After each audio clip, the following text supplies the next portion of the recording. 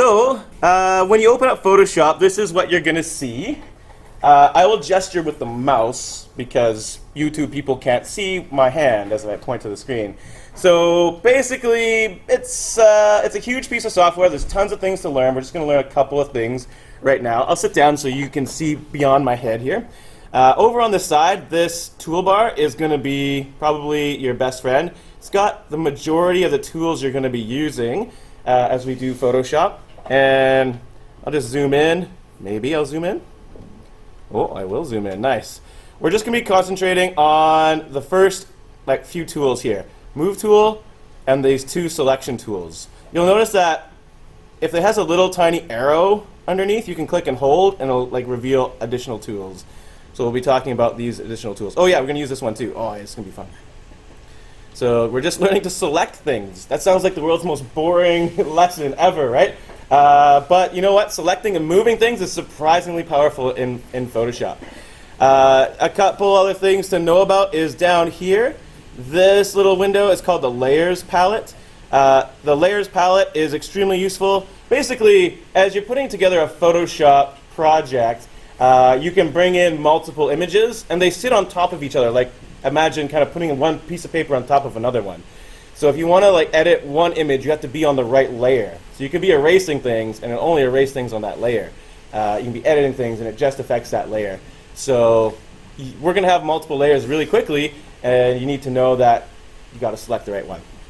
All right. There's probably 6,000 things to learn about with Photoshop, so I'm just going to cut right to the chase, and we're going to see what it looks like to kind of combine a couple of pictures together. So I'm just going to reset the workspace and open some pictures. So what we're going to do is we're going to combine a couple of pictures here. I'm going to combine the dolphin and the zebra. You guys saw that possibly in the demo I did on Wednesday. So to open up some pictures in Photoshop, probably the easiest way is just to drag and drop them into Photoshop. You could click the File menu and Open as well. And probably the first thing that people will ask questions about is where did all my pictures go? Because when I have the zebra open, it's not immediately obvious as to where the dolphin went. So just be aware that there are two sets of minimize buttons and close buttons. There's sort of the master ones for the whole program, and then there's a smaller set that are for each individual picture that you have open. And throughout the, I don't know how many, 7 years I've been teaching Photoshop, that's the number one most asked question is, hey, where did my blah picture go? So just be aware if you have multiple pictures open and you can't see them all, you can just minimize, not the whole program, but minimize the picture, and then you can find the other one just behind it. So what I'm going to show you is moving the zebra's head from the zebra picture, and we're going to plunk it onto the dolphin's picture. And then I'm going to show you a few techniques to kind of smooth that out and make it look good. I'm not going to spend a huge amount of time doing that, so it's not going to be perfect by the end of this, because that would be really boring watching me get OCD and pixel perfect editing, all that kind of stuff. But I'll give you some hints of where you should take it, how far you should take it. So let's start with the zebra. First thing, always work with Photoshop full screen. Don't work with it like this size, or well, that's not even that bad. But I see students working with Photoshop, and it's like they have it open like this. No, full screen this puppy. This is important. You need lots of space. And always feel free to zoom far in. This whole window here is all about zooming. Do you guys see where I'm gesturing with the mouse? This panel with the little mini zebra picture. There's a little slider where you can zoom in, and you can move that little rectangle around. It represents what's on your screen, so you can get far in there. And it's good to be working as zoomed in as you can get. I mean, maybe not quite that far, but as zoomed in as reasonably possible. I'm going to go to about there. I can press Tab, the Tab key as well. You don't have to write this down, by the way. I'll refresh you and remind you every day about some of the things we talked about. Tab just gets things out of the way so you can just work with the entire screen surface. It's really, really handy. So what I'm going to show you is selecting the head of the zebra. So there's a number of choices you can make. There are selection tools for drawing shapes, none of which would really be that useful unless we had a rectangular head or a circular head, but that's not really that awesome. So most things in this class you're going to be selecting aren't going to be that size. So it's to be honest, these particular tools are not going to be the most useful at first. There's another one here. There's the Lasso Tool. It allows you to draw a selection freehand. That's pretty handy. No, I guess that was an unintended pun. And then we have the Quick Select tool and the Magic Wand tool. Oh my goodness. When they added these to Photoshop, it just made my day. These are the best tools ever. I'm going to show you the Quick Select tool first. If you're trying to select something on one picture, this is your best friend right here. So I'll zoom out. So the deal with the Quick Select tool is it gives you sort of a brush, and you can just click and drag a selection, and it will figure out kind of what you're trying to select. So watch, I'm just going to click and drag with the Quick Select tool. Start dragging, and look, it's the selection is kind of figuring it out. I'm just clicking and dragging, and you can tell the selection because of the little line that seems to be like pulsing black and white. Notice how it I didn't click that exact line, right? I just clicked some random stuff and it figured out that I wanted to select the zebra's head. What do you think it's basing that decision on? Any guesses? The colors, yeah, exactly. It's noticed I was selecting black and white, and when it got green, it was like, oh, he probably doesn't want the green, probably wants the black and white. So then it stopped at that point. So that's really handy because you don't want to have to manually select all the black and white pixels. So this is really, really useful. By the way, I'm zooming right now with the Alt key and the scroll wheel. Oh man, that's so handy. Alt and scroll. I just hold down Alt and just scroll wheel to go in and out. So you can scroll when you have the tab button clicked. It's going to keep on going and going. But eventually, you know what? Oh, that nose. Look at that nose. It just selected so perfectly. I feel like such a pro, but I'm not doing anything special. It'll work just as well for you as it is for me. One thing to mention, though, is I'm not just clicking and dragging. I'm actually tapping mostly. If I click and drag, click, drag, it's doing great, but whoops, oh man, it gave up, or it screwed up, I guess. There's enough black in that black and green that it thought maybe I was trying to select that.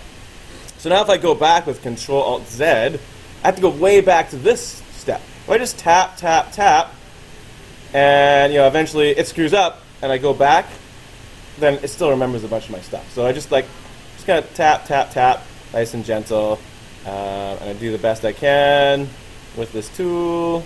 But you know what? Eventually, it's just not going to be different enough. See there? It selected this entire section. It's smart, but it's not perfect. So we're going to have to use something else.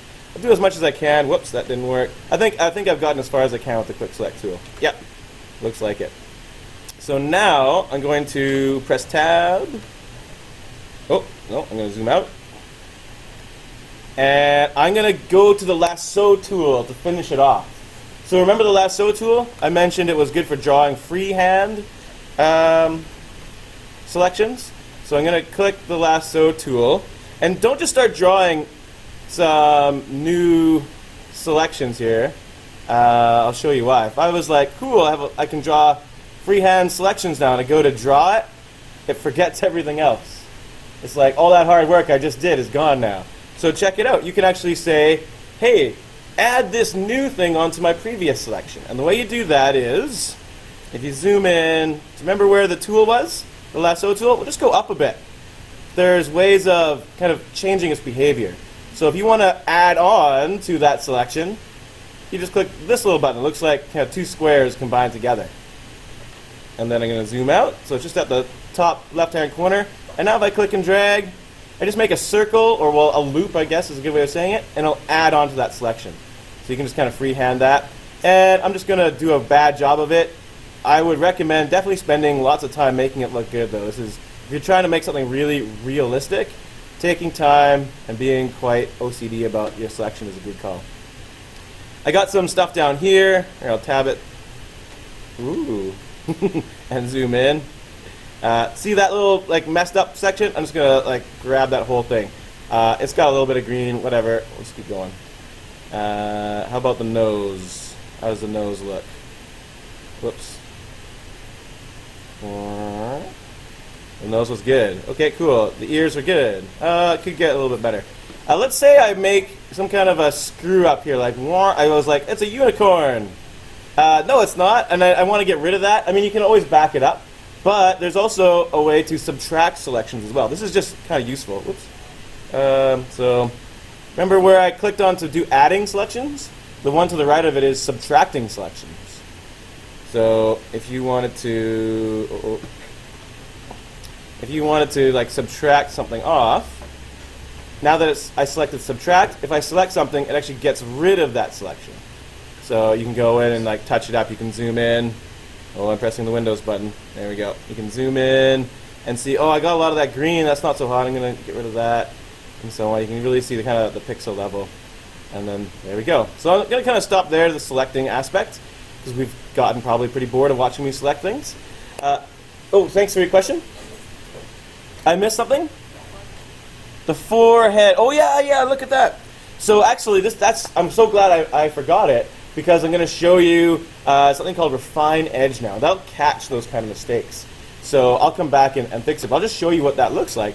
So after we've made a selection, we think we've done a pretty good job, we're going to click this Refine Edge button. Check this out. I'm going to zoom in. It's just right at the top. If you have a selection tool currently on, then this button will appear, and we can see what our selection looks like without all the clutter of the image. So I'm going to click Refine Edge, and it will do some things for us. It'll smooth it out and do some like nice kind of realistic additions. I'll show you what it looks like without anything. I'll turn off all the stuff. This is what our selection looked like, just raw, just straight up the way I selected it. So you can kind of see that it's pretty... Oh wait, smooth is at 4 still. There we go.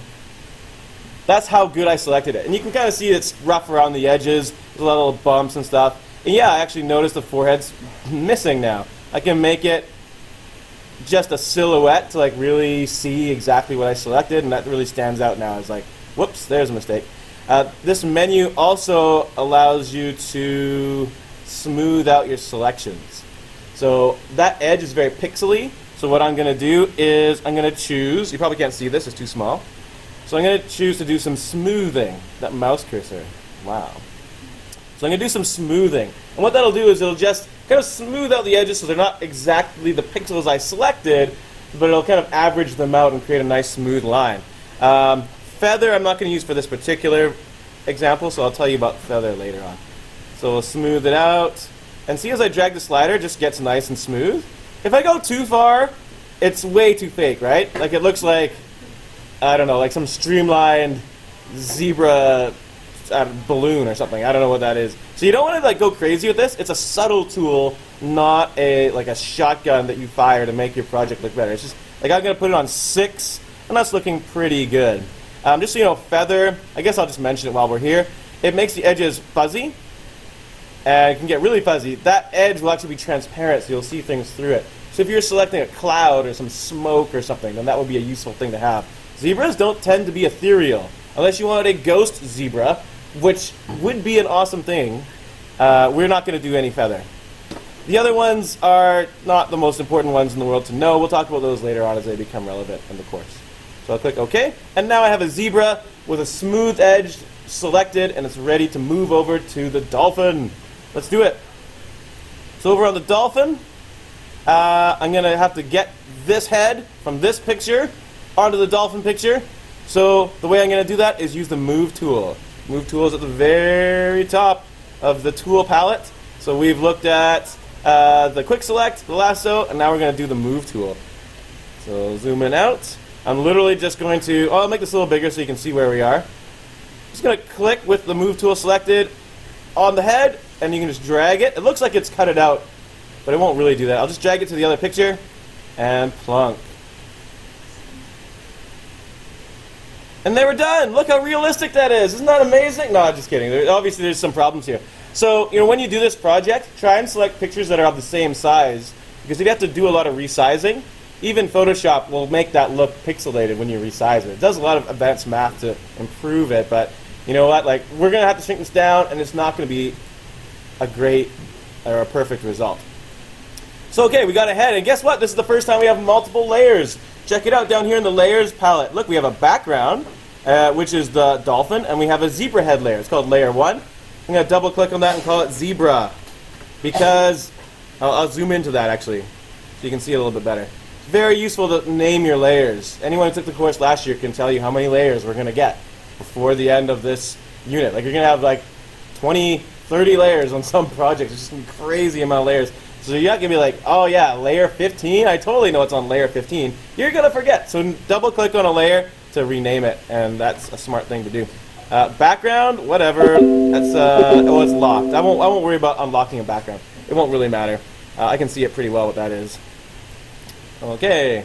So now I am going to select the zebra layer, and I want to shrink it. So how do you change the size of things? Edit.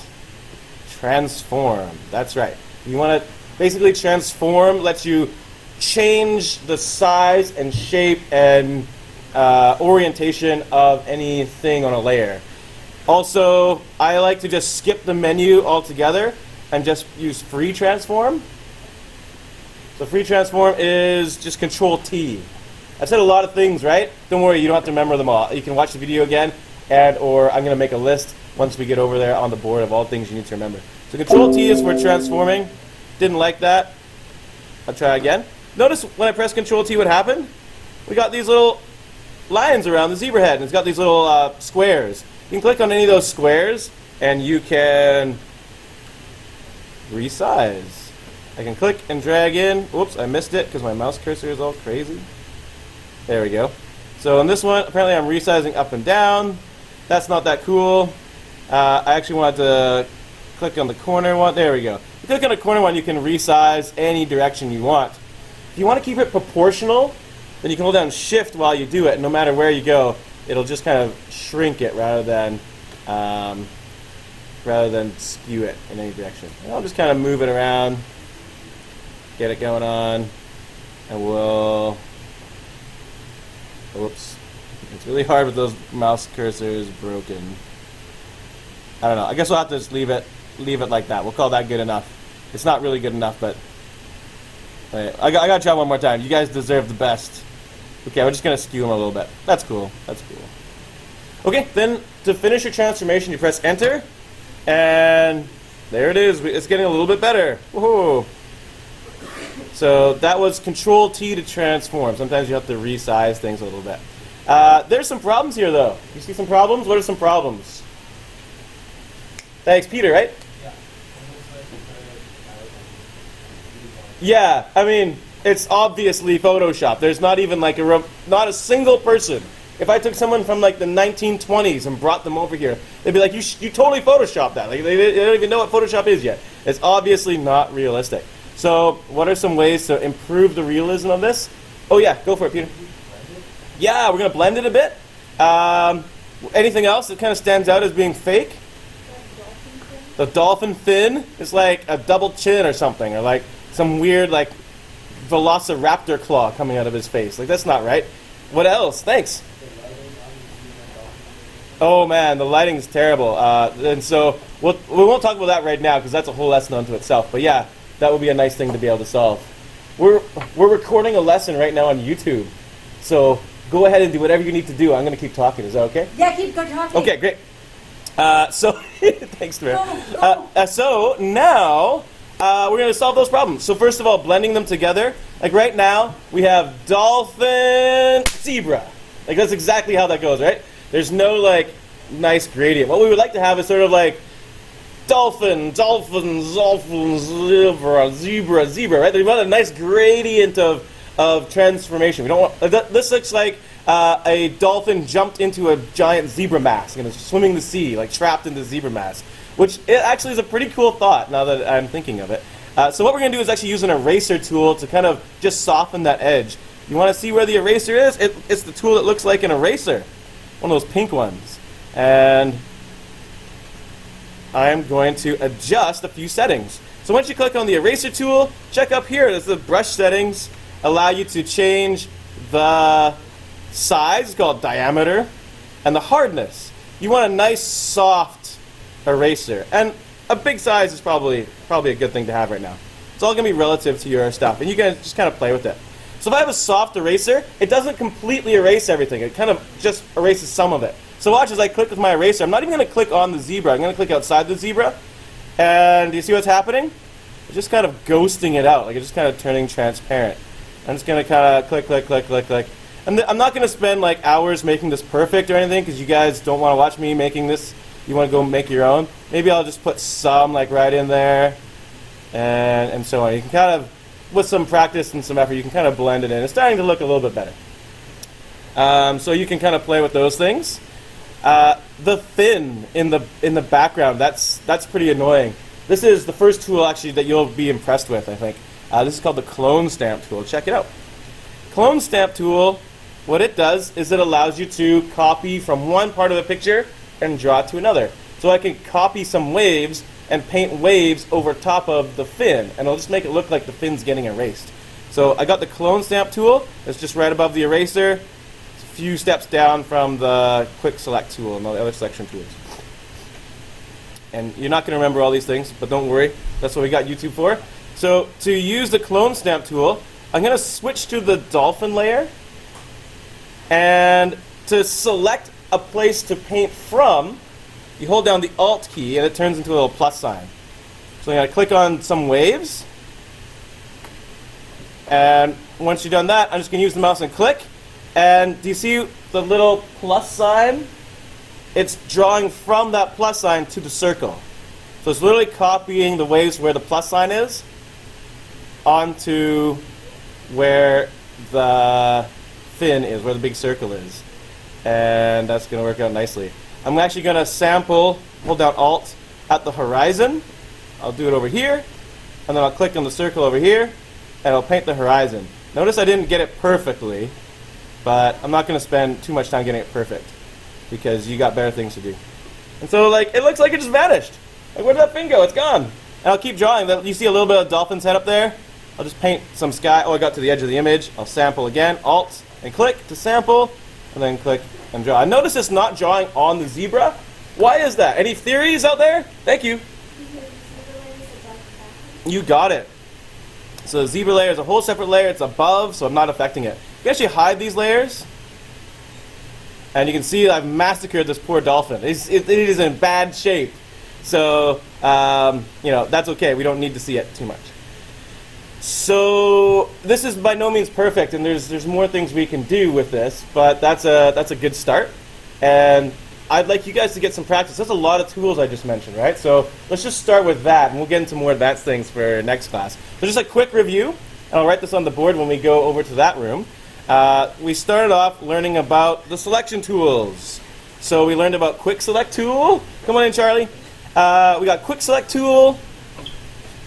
We'll ask later. We got quick select tool, which allowed us to just just draw some selections, and it predicted where they were going to go. It's really handy. It wasn't perfect though, so we went to the Lasso Tool, and we used adding and subtracting to kind of fine tune what that selection looked like.